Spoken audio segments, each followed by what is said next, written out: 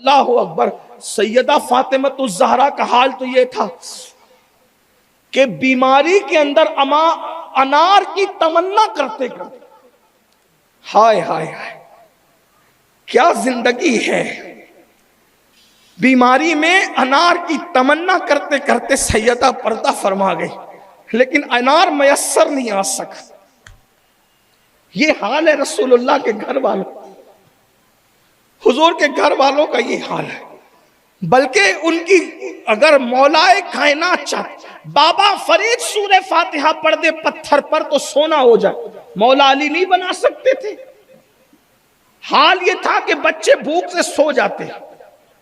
आइए मैं वो बात आपको पेश करूं तो मेरी बहनों की भी तवज्जो, और वो रिवायत पढ़ दूं सैयदा पाक की, किस शान से जिंदगी। सैयदा पाक मौलाए कायनात जंग की मसरूफियतों में थे। देखो सुन लो इसको ध्यान से, तवज्जो से। मौला मुश्किल कुशा हसनैन पाक के बाबा जंग की मसरूफियतों में थे। 3 दिन के बाद फुर्सत मिली, सैयदा के पास बैठे, पूछा सैयदा क्या हाल है, घर में कुछ खाने के लिए है, मुझे भूख लगी। जंग की मसरूफियतों से छुट्टी पाए तो कहा मुझे भूख लगी, है कुछ खाने के लिए। सैयदा ने फरमाया, अर्ज किया मेरे सरताज 3 दिन हो गए न मैंने कुछ खाया है और ना हसनैन करीमैन और ना ज़ैनब और उम्मे कुलसुम ने कुछ खाया। हम पांचों ऐसे ही है, भूखे। तुमने बताया भी नहीं। अब देखो सैयदा पाक एक बीवी का हुस्न अखलाक शौहर के साथ क्या होना चाहिए वो बयान कर रही। मेरे सरताज आप पहले ही जंग के मामले में उलझे हुए थे, मैं आपको कैसे परेशान कर देती।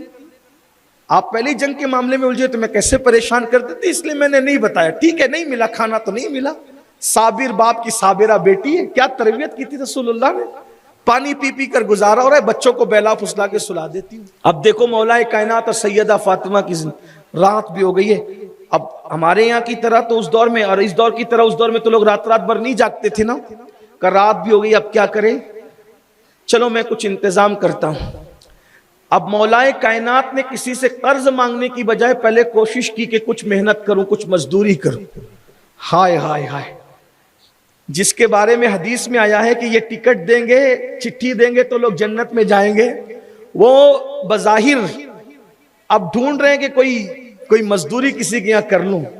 वो मजदूर नहीं, वो तो आका है, लेकिन हमारी तालीम के लिए, हमारी तरबियत के लिए। और बहुत देर तक के इधर उधर गए तो कोई काम नहीं मिला मौला मुश्किल कुशा को। खुदा का करना यह कि आधी रात के करीब मदीने मुनव्वरा में काफिला आया तो उनका सामान उतारना था। तो मौलाए कायनात गए और कहा कि क्या मैं तुम्हारा सामान उतार सकता हूं।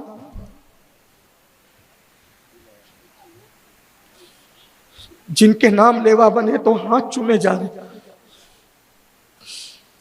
जिनके नाम की माला जपते दुनिया सर पे उठा रही, जिनके जिक्र ने लोगों के दिल में जगह बना दी। आसमान कैसा थर्राया होगा, जमीन कैसी कांप गई होगी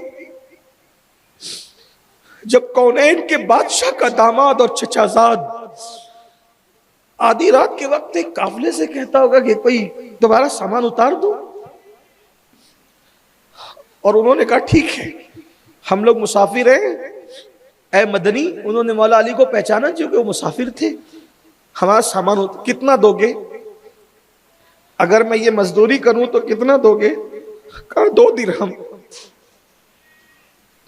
2 चांदी के सिक्के देंगे, 2 दिरहम, पूरा सामान उतारना होगा। फातह खैबर के लिए मुश्किल क्या थी, क्या मुश्किल थी, जल्दी जल्दी सामान उतारा, 2 दिरहम लिए।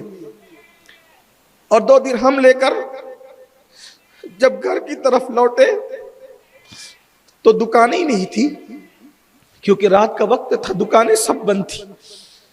एक साहबी रसूल से कहा कि बहुत देर से 2 दिरहम कमाए मजदूरी करके, तो हसनैन की अम्मी इंतजार में है और 3 दिन से उन्होंने कुछ खाया नहीं है, और यही मेरा भी हाल है और यही मेरे बच्चों का और मेरी बेटियों का हाल भी है।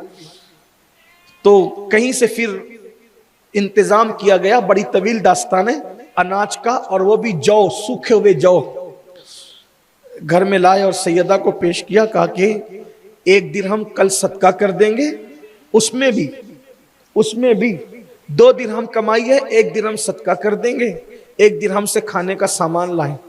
सैयदा ने कहा आप बैठें, मैं जो है जौ पीसती हूँ, हाथ से जौ पीसे।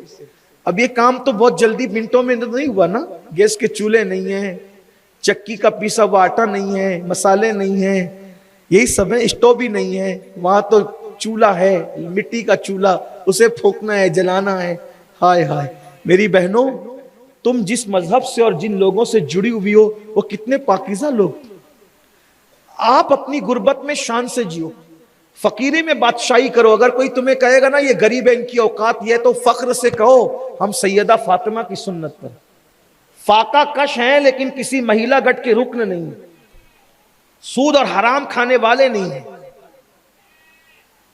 शान से पेवन वाला लिबास पहनकर निकलने के आदी बनो और लोगों को कहो हम कैसर किसरा नहीं बल्कि मोहम्मद रसूलुल्लाह की सुन्नत के आमिर। अपनी गुर्बत में फख्र करो, अल फक्र फखरी का मजहर बनो। अल्लाह ने दिया है, शान से जियो, नहीं दिया गुर्बत में, उस अपनी गुर्बत में फख्र करो। यार की रजा में हम राजी। हाथों से चक्की चलाई, जौ पीसे, रोटी बनाई। अच्छा वो रोटी बनी तो सालन नहीं था, जैतून का तेल उस रोटी पर मला गया और मौलाए कायनात को कहा कि पहले खा लें आप। मौलाए कायनात ने कहा पहले आप खाएं, कहा नहीं पहले आप खा लें। और हसनैन करीमैन को नींद से बेदार किया और नींद से बेदार करके कहा शहजादो उठो, अल्लाह ने तुम्हारे लिए रोजी का इंतजाम कर दिया। सैयदा ने अपने हाथ से खिलाया, खिलाते खिलाते खाना इतना बचा कि अब छोटी सी रोटी का टुकड़ा बच गया। तो सैयदा ने कनीज को दिया उसमें से और अपने लिए फिर ये फैसला कर लिया कि मैंने चौथी शब भी पानी पीकर खुदा का शुक्र अदा किया। और चौथी शब भी जब सैयदा ने पानी पिया, मौलाए कायनात को उसकी इत्तला नहीं होने दी। जब कनीज के जरिए से पता चला कि सबको खिलाकर इतनी रोटी नहीं बची कि नबी की शहजादी खा सके, तो फिर पानी पी करके सैयदा ने गुजारा कर लिया आज रात का। तो मौलाए कायनात उनके विसाल के बाद कहते थे अल्लाह की कसम फातिमा जैसी बीवी नहीं हो सकती। ये उनके घर का हाल।